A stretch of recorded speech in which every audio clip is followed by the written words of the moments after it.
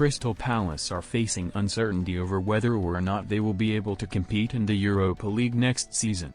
The South London club qualified for the competition following their FA Cup final victory over Manchester City last weekend. However, an issue has emerged over co-owner John Textor's ownership of Lyon.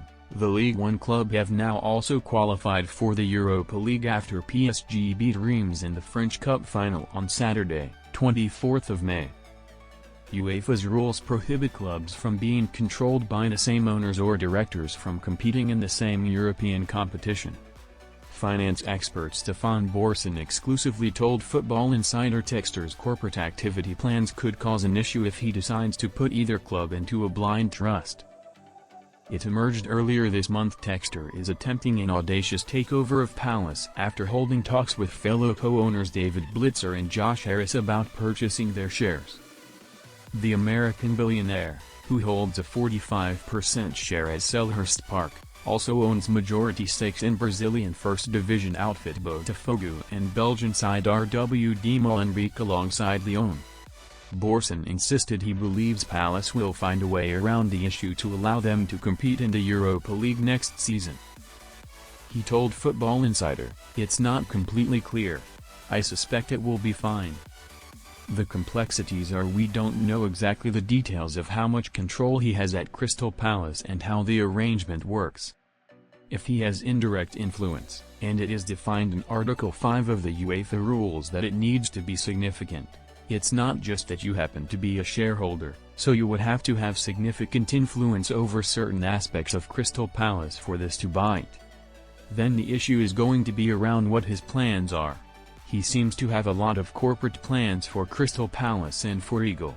He talks about how he'd like to take his stake up in Crystal Palace or he'd like to sell it completely, and how he wants to IPO in New York the whole Eagle Holdings business that sits above Lyon and Crystal Palace.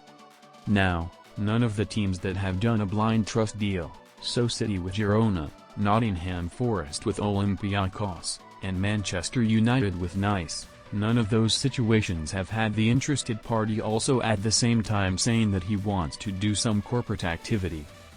Because to do corporate activity, he's going to need the influence and control to remain. He can't put it into a blind trust and then do the IPO because he'd end up changing what the proposition is for the investors. So, I think there's a slight complexity there. But I think Palace will find a way. Even if there is an issue and a potential conflict, I think they'll find a way.